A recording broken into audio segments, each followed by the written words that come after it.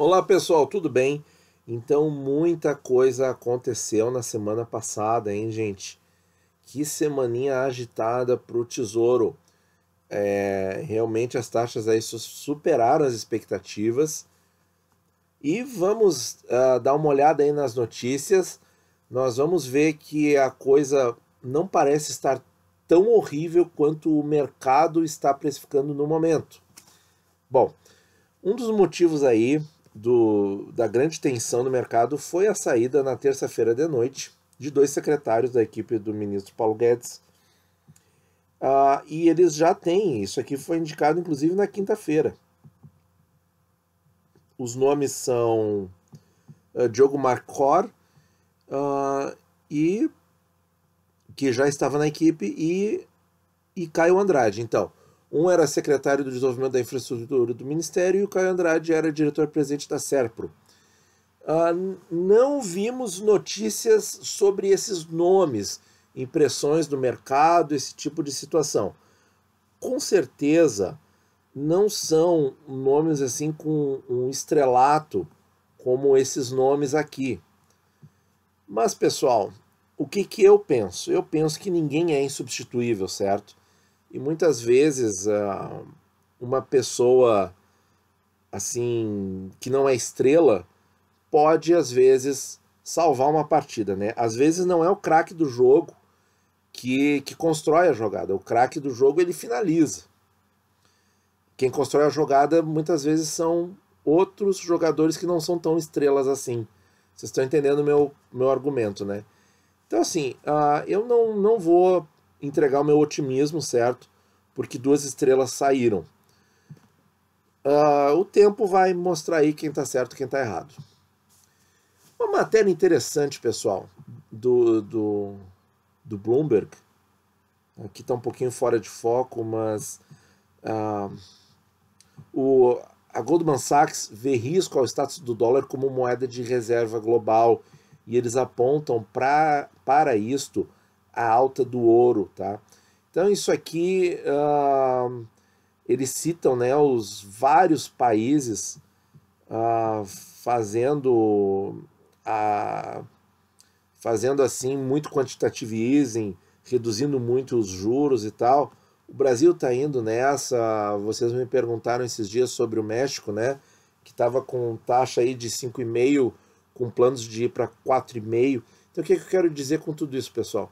Quero dizer que o dólar, ele, sim, nós temos que ter alguma coisa atrelada a dólar na carteira como seguro, mas também não dá para, eu continuo tendo a opinião que não dá para ser muito mais do que um seguro, certo? Por quê? Porque se isso aqui realmente acontecer a longo prazo, você vai ter diluição de riqueza.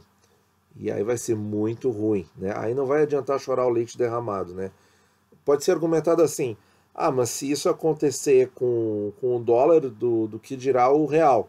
Então, por isso diversificação, por isso proteção contra a inflação, certo? Porque o que acontece?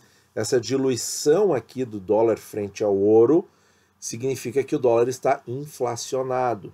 Então é a mesma coisa com o real. Nós temos que estar protegidos contra a inflação e uma maneira de se proteger também vai ser com ativos ligados ao ouro, né? Infelizmente isso aí está pintando. Agora para fazer o link com o México que eu falei para vocês. Então, vejam aí, ó, outro país emergente fazendo redução de taxa de juros, assim como o Brasil. Então, quer dizer, aquele dólar especulativo, ele não está mais tendo lugar no mundo. Vocês estão percebendo isso? Certo? Os do Brasil já fugiram a maior parte, eu acredito que grande parte.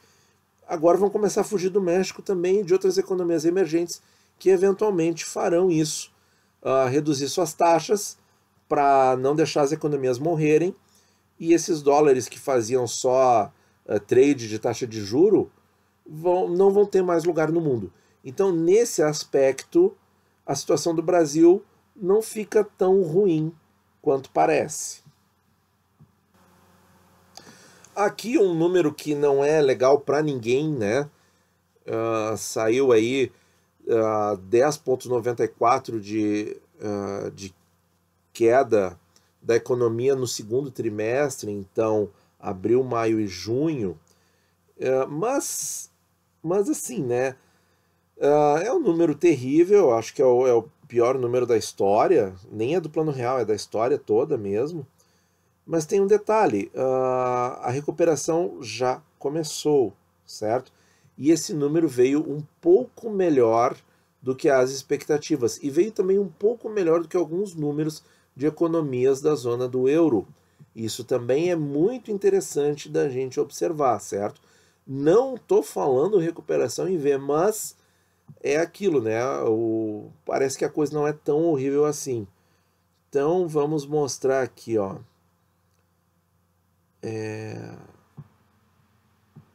Esse parágrafo aqui, gente. IBC-BR mostra que o maior impacto das medidas de contenção da Covid foi percebido em março, -6, e abril, -9. Meses de perdas recordes. Desde então, a atividade vem indicando melhora na base mensal, com alta em maio de 1,6. Então, vem nessa gradativa melhora, certo? E a partir do dia 1º de setembro, nós vamos ter, pelo IBGE, o dado oficial do PIB mesmo, certo? Então, assim, ó, que em suma, é um número ruim, pode repercutir por mais tempo no mercado, o mercado pode ficar repercutindo isso, mas eu acho que daqui para frente a recuperação continua lenta e gradual. Aqui outro tema delicadíssimo, gente. A maioria dos investidores espera a flexibilização do teto de gastos em 2021, mostra a XP. Então isso aqui é uma pesquisa da XP, que a gente está vendo aqui pela Reuters, que 53% dos investidores, de 72 investidores, de uma sondagem feita aí no finalzinho da primeira quinzena de agosto, projetam que a regra do teto será alterada para incorporar novas despesas. Ou seja, isso aí, pessoal, apesar de 53% acharem que essa regra vai ser modificada, não é. Assim, é uma maioria pequena, né? 53%. Assim, não é uma maioria esmagadora, né? E 14% apostam que o teto será simplesmente descumprido no ano que vem. Quer dizer, isso aí é uma minoria. E 33% esperam que haja o cumprimento fiscal. Quer dizer, 53% acham que vai ter o famoso jeitinho brasileiro, tá? Então é bom da gente ter essa informação em mente, porque se o mercado começar a esperar esse tipo de coisa, o que acontece? O mercado projeta assim, o governo federal quebraria o teto de gastos em tantos bilhões. E aí depois chega a notícia que não houve quebra de teto, ou que essa quebra foi num valor muito menor, aí o mercado reage positivamente. Então, pessoal, assim, ó, não é para se desesperar com isso, até porque isso aqui é uma pesquisa e são os investidores a quem a XP entrou em contato. Então, quer dizer, é uma amostra. Isso aí a gente não pode perder de vista também. É uma amostra. Tá? Não é a verdade do mercado. É uma amostra que nos dá aí uma indicação. Ok, um pouquinho mais da metade acha que pode ser dado um jeitinho, entre aspas, no teto de gastos. Mas, de novo, aqui, gente, nós temos que... ali as falas do presidente, ele explicou, né, novamente, depois daquela live da quinta-feira, né, que deu aquela repercussão toda ruim e tal, ele explicou ali que a conclusão da fala dele não tinha sido de quebrar o teto de gastos, certo? Então, gente, eu acho assim, ó, que se está havendo tanto esforço em garantir que isso não vai acontecer, me parece que a ideia não seja essa, certo? Mas a gente tem que ficar de olho. E como eu falei, de repente, uma quebra pequena, alguma coisa que o mercado julgue e de repente nem vem isso, pode até resultar mais positivo no futuro. Aqui, de novo, a Goldman Sachs, né? Antes ela falando do risco do dólar, agora ele citando que a contração do PIB no Brasil vai ser de 5%. E quanto que eles achavam antes, gente? Olha aqui, ó, 7,5%. 7,5 para 5. Olha, é bom, é bom. Interessante aqui, ó, há desafios de política monetária à frente com o IPCA não alinhado à meta, ou seja, IPCA muito abaixo, diz o diretor do BC. Quem foi o diretor? O Bruno Serra, né? Então, em live promovido pelo Credit Suisse, Serra lembrou que na última reunião do comitê, o Banco Central citou o ajuste residual limitado por questões prudenciais requerendo cautela e gradualismo adicional. Esse gradualismo a gente já está tendo, destacou. Então, quer dizer, se vai reduzir mais 25 pontos base a cada 2 reuniões, uma sim, uma não, ou uma sim, 2 não, vai esperar mais dados e tal, isso está de acordo com o que nós já sabíamos. Então, assim, mostra que eles também estão preocupados com a inflação estar baixa demais, tá? Mas aí que tá, a inflação baixa, então, será que vai para 1%, como uma casa de análise publicou um tempinho atrás, e nós comentamos eu até falei mais desfavoravelmente a isso, mas pode ser que, para justamente essa questão do teto de gastos, como o teto de gastos envolve inflação, pode ser que esteja sendo necessário um pouquinho de inflação, aí uma inflação um pouquinho mais no centro da meta, para justamente aliviar um pouco as coisas, né? E não precisar ser dado jeitinho. Então, gente, assim, ó, eu vejo, tá, que tem muitas variáveis em curso ainda. Há viés, o desvio, né, para mais corte nos juros, mas o Banco Central não terá esse diagnóstico cedo, diz o diretor. Então, pessoal, aqui outra fala, então, falando que realmente tem que esperar os dados. Aqui, pessoal, para encerrar essa parte das notícias, aqui o Banco Central do México que cortou aí os juros para 4,5, então era 5,5, foi para 5, agora é 4,5, matéria do dia 13 de agosto. Então agora sim nós estamos com isso aí bem atualizadinho para vocês, tá? Reforçando então aquilo que eu já tinha explicado, que assim como a taxa de juros na Colômbia, agora é outra economia emergente que me recordo, também está com uma taxa de juros, se não me engano, a 2,25 ou 2,5%, o Brasil a 2%, o México a 4,5%, acho que vai continuar cortando, por necessidade para a economia reagir a essa crise. Então, pessoal, esse dólar especulativo não vai mais encontrar espaço, tá bom? Agora, gente, vamos então para os gráficos e para o Tesouro Direto para tentar resumir isso aí e dar a nossa opinião para vocês. Bom, gente, esse aqui é o gráfico para 2027 do DI Futuro e nós vemos aqui esse salto na taxa, né? Desde ali do dia 3 de agosto até agora. E nós vemos que a inclinação a velocidade desse salto aqui é muito parecido com os 2 primeiros saltos que ocorreram com a eclosão da pandemia. É parecido também com o salto que houve quando o ministro da Justiça se tornou demissionário.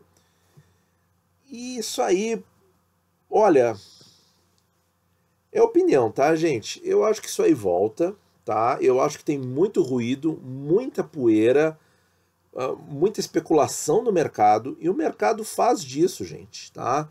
Quem investe há mais tempo sabe que o mercado cria um estresse para justamente desvalorizar alguns ativos e poder entrar com mais força. E também, pessoal, quando a gente...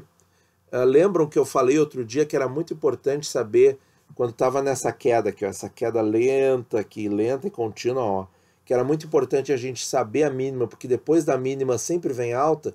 Olha aí, ó, aconteceu em novembro do ano passado, aqui, aconteceu em março desse ano, e voltou a acontecer agora no finalzinho de julho, começo de agosto deste ano. Aliás, agosto do ano passado, 2019, quem estava comigo no canal deve se lembrar que também foi um mês sofrido no Tesouro Direto. Será que o mês ruim na Bolsa é maio, sell in May and go away, né? Venda em maio e vai embora? Será que no Tesouro esse mês ruim é agosto? Me diz aí com a tua experiência o que tu acha, né? É interessante fazer essa enquete, né? Acho Acho que pode ter algumas coincidências aí, que não são mais que coincidências, mas como tem na Bolsa, né, sell in May and go away, quem sabe em agosto tem alguma coisa no Tesouro também, né, no mercado de juros. Então, pessoal, especulações à parte, pensamentos altos à parte, a gente vê que é uma alta bem intensa, bem exagerada, me parece uma reação desproporcional. Eu vejo assim, ó, que o Ministério da Economia já colocou as pessoas nos outros lugares, que não são estrelas, mas a gente sabe que muitas vezes quem decide o jogo não é o craque do time. O que mais que aconteceu? Teve as falas do presidente, que as corrigiu a tempo, ou como é que eu posso dizer o que ele fez com as falas? Ele pontuou, na verdade, o que era mais importante, que é que ele não estava querendo dizer que ia sair do teto de gastos, né? Que na conclusão dele se manteria o teto de gastos. Então, também o mercado dá umas exageradas profundas. Só que o que nós temos daí para frente? Nós temos, assim, números ruins no PIB, né? E nós temos sinais de recuperação. Então, números ruins no PIB do segundo trimestre e uns sinais de recuperação, inclusive no setor de serviços já começando a demonstrar um pouquinho de recuperação. Então, gente, eu acho assim, eu acho que isso aqui se desfaz. Só que a gente não tem como dizer quantos dias vai ficar nesse estresse, certo? E nem quando que ele vai acabar efetivamente. Mas a gente viu ali que como é que eu posso dizer assim, pelo fundamento da coisa, isso aqui não tem como se sustentar, porque não tem motivo, porque as coisas não estão progredindo para uma piora. Mas eu acho que a janela ou a porta de entrada em taxas mais altas no Tesouro Direto vai se manter por alguns dias, tá? Mas o mais interessante disso tudo, gente, assim, semana passada eu errei homericamente em algumas taxas, eu achava que elas não iam subir muito e elas subiram e passaram, né?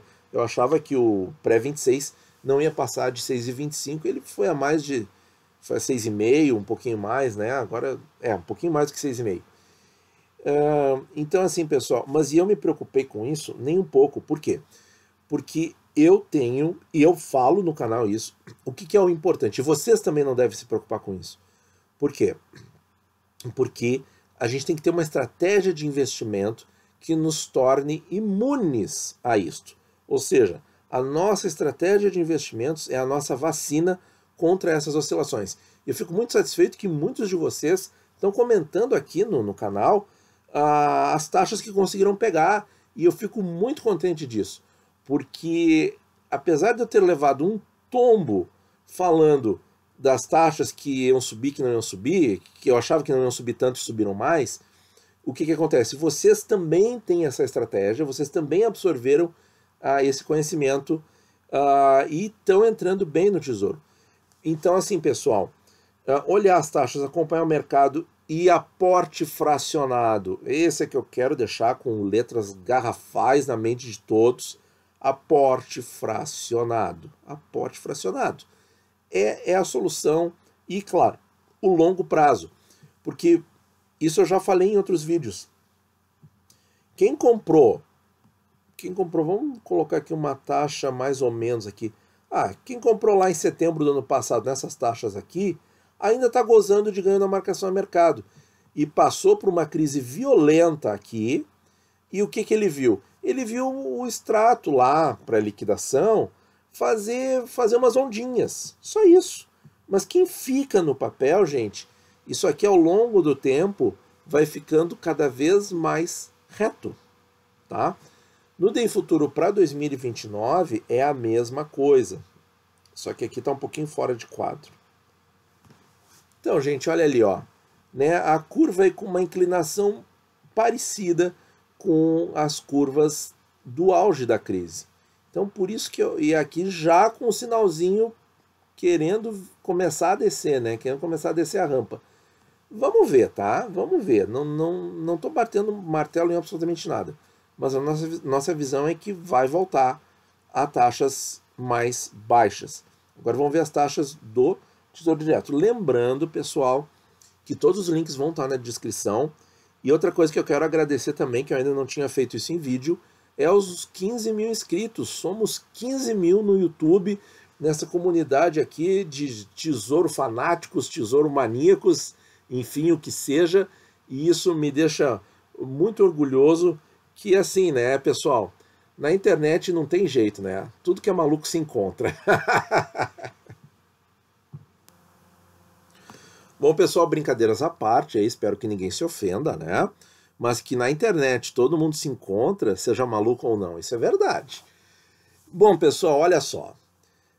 O que nós temos aqui, as taxas de sexta-feira, fechamento. Lembrando que o vídeo vai ao ar às 7 da manhã da segunda-feira. Então eu não sei o que vai acontecer no mercado. Então se você ouviu o vídeo de tarde ou à noite, você vai estar já com a informação de como as taxas estarão. E a gente não está tendo isso no momento da gravação. Mas no momento da gravação, o que eu posso dizer é o seguinte: pré-23 a 4,12 está mais interessante para proteger da inflação, compor aquela carteira junto com o Tesouro Selic, né, numa parcela aí menor, claro, que eu abordei no vídeo, né, como se proteger da inflação com o Tesouro Direto, sem usar o Tesouro IPCA, que tem o prazo para 2026. O pré-26 a 6,5 está interessante, acredito eu, até para especular uma quedinha aí. Acho que para fazer um ganho na marcação ao mercado, entrar e sair, acho que sim. Mesma coisa o pré-31, com mais taxas ainda. O IPCA 26, para ficar até o fim, está muito mais interessante. Quem comprou a 2,04, 2,09 aí, não se arrependa. Você está vendo aí no extrato uma marcação a mercado negativa, certo? Com prejuízo.